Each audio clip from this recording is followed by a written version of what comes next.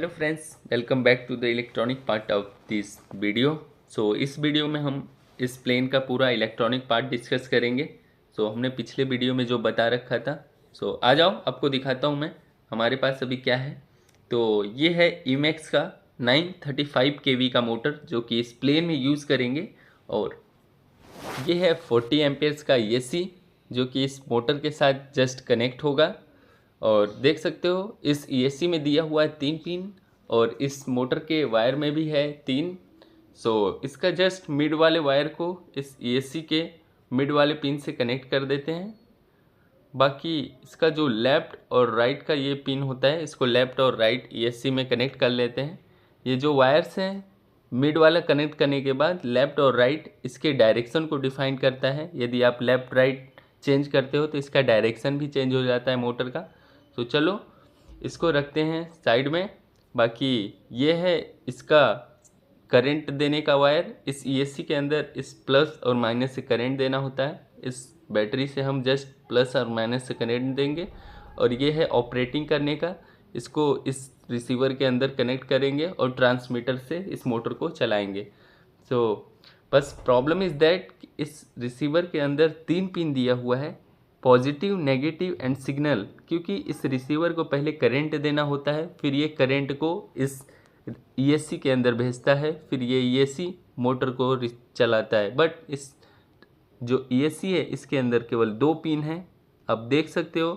क्योंकि इस ईएससी के अंदर 2 पिन है तो इस रिसीवर को करंट नहीं मिल पाएगा। जैसा कि देखो इसके अंदर वाइट और ब्लैक कलर का वायर है, बट इस रिसीवर को भी करंट चाहिए।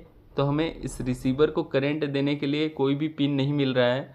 तो अभी हम इस रिसीवर में करंट देने के लिए एक्सटर्नल मॉड्यूल यूज़ करेंगे जो कि 5 वोल्ट डीसी मॉड्यूल है। तो इसमें आप 1 to 40 वोल्ट देने के बाद स्टेप डाउन करा सकते हो। हमें इस रिसीवर को 5 वोल्ट पे ऑपरेट करना है तो हम इसको कन्वर्ट करके 5 वोल्ट कर लेंगे। ये वेरिएबल होता है, आप इस मोटर को कन्वर्ट करा के यूज कर सकते हो। तो चलो बाकी आपको इसका कनेक्शन बताता हूँ मैं कि ये कनेक्ट कैसे होगा। जस्ट ज़्यादा कुछ इसमें कॉम्प्लेक्स नहीं है, बैटरी के डायरेक्ट से इसको कनेक्ट कर देना है और ये 5 वोल्ट पर ये मेरा रिसीवर रन होता है। इसमें लिखा हुआ है 5 वोल्ट टू 6.5 वोल्ट। तो ये रिसीवर में हमें 5 वोल्ट दे लेते हैं क्योंकि 5 वोल्ट पे सही ऑपरेट होगा। आओ इसके अंदर कनेक्शन करते हैं। ज़्यादा कुछ नहीं है, इसमें जस्ट इनपुट एंड आउटपुट है। तो हम इस वायर से इसको कनेक्ट करते हैं।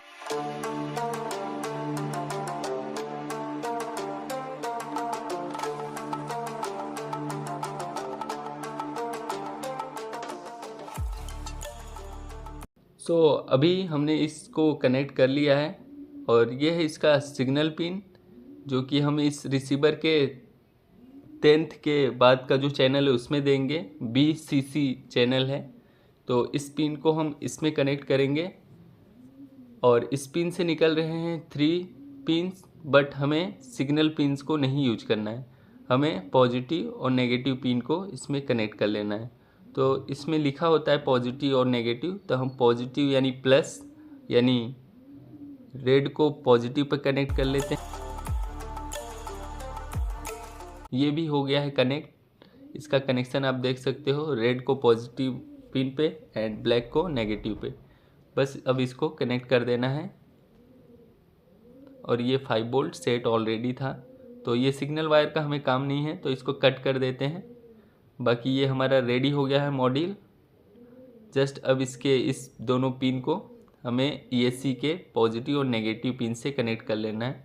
क्योंकि हम डायरेक्ट बैटरी से ही करंट लेंगे, तो ईएससी भी बैटरी से कनेक्ट होगा और ये भी बैटरी से कनेक्ट होगा। हमें पॉजिटिव और नेगेटिव का हमेशा ध्यान रखना है क्योंकि ये पूरे बैटरी को डैमेज दे सकता है यदि नहीं ध्यान रखोगे तो देखो इसके पीछे भी लिखा होता है पॉजिटिव एंड नेगेटिव।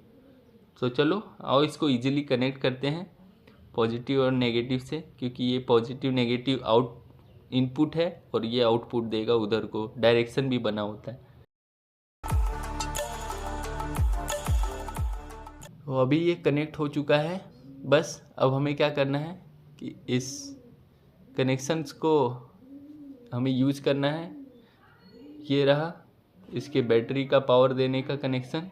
बट इसके साथ हमें XT60 कनेक्टर का यूज़ करना पड़ेगा, वो भी फीमेल, क्योंकि बैटरी का मेल XT60 है। ये रहा फीमेल कनेक्टर, आपको कहीं से भी मिल जाएगा, ये अराउंड 10 to 15 रुपीज़ में मिल जाता है। इसमें भी दिया होता है पॉजिटिव और नेगेटिव। इस चीज़ का यदि आप ध्यान नहीं रखते हो तो आपका पूरा भी AC और बैटरी दोनों डैमेज हो सकता है। अब इसको टेपिंग कर लेते हैं, क्योंकि टेपिंग नहीं करेंगे यदि थोड़ा भी शॉर्ट सर्किट हुआ तो हमारा बैटरी पूरा डैमेज हो जाएगा।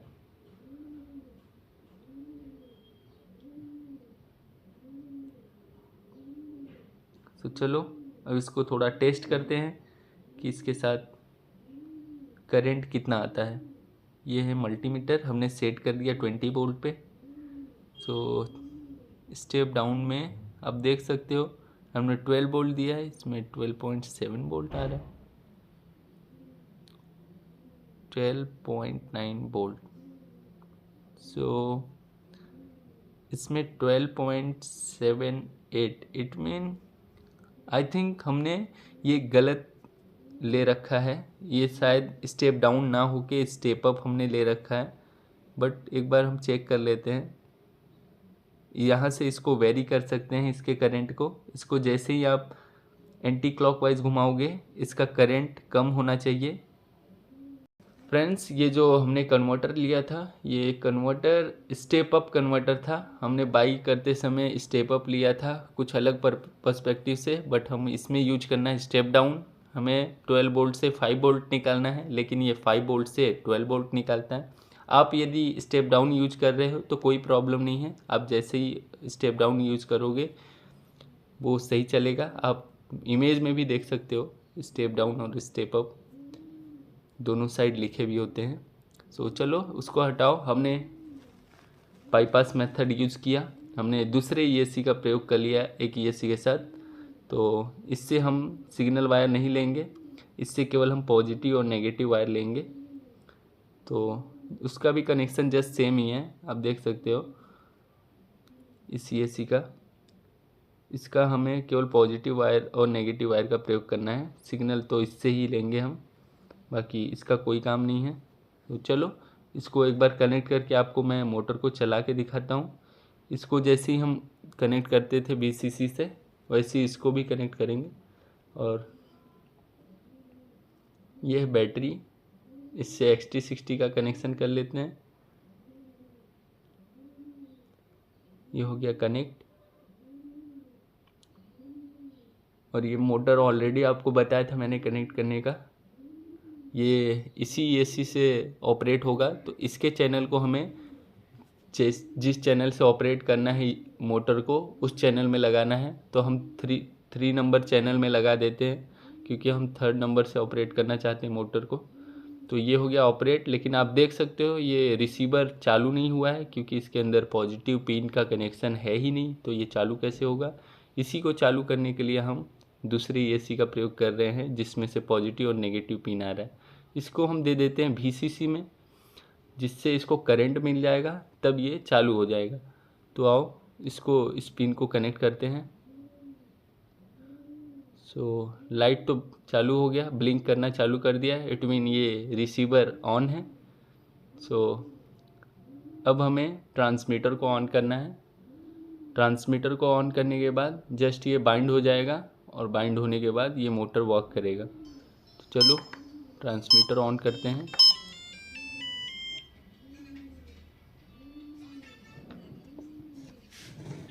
सो ट्रांसमीटर ऑन करते ही ये हो गया ऑन, 3 बार बीप का साउंड दिया, कैलिब्रेट हो गया है। तो चलो